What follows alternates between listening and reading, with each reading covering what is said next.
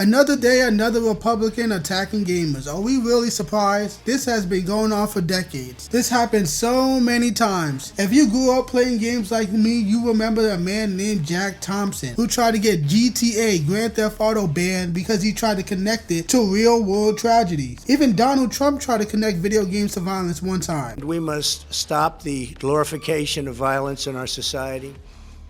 This includes the gruesome and grisly video games that are now commonplace. It is too easy today for troubled youth to surround themselves with a culture that celebrates violence.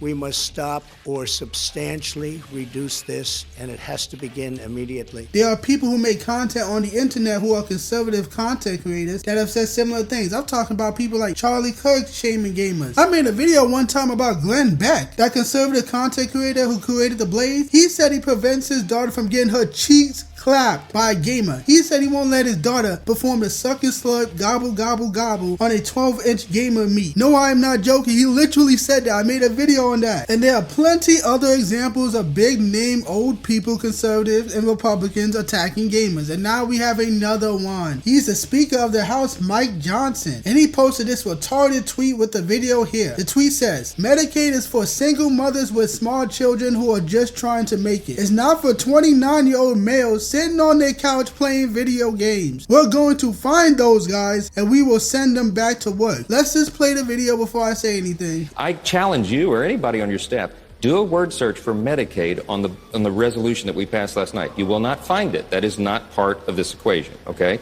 We're talking about finding efficiencies in every program, but not cutting benefits for people who rightly deserve that. Work requirements for Medicaid. That is something that is public opinion polls almost 90%. You don't want able-bodied workers on a program that is intended, for example, for single mothers with two small children who's just trying to make it. That's what Medicaid is for, not for 29-year-old males sitting on their couches playing video games. We're going to find those guys and we're going to send them back to work. That's what everybody supports. That's what the Republicans are for. And by the way, we find dignity in our work. That's going to be good for everybody. Oh my God, yet another day of men getting shamed. Are we really surprised? Let me get this straight. You are okay with a bunch of whores creating a bunch of babies and treating the babies like shit. You don't have a problem with that. You're encouraging that. But you rather attack gamers who are 29 years old and just trying to relax and play a video game. Obviously, everyone should have a job, but you don't know somebody's specific situation. I just find it funny that you think it's a good thing to be a single mother with multiple kids. You said that's who Medicaid is for. First of all, no.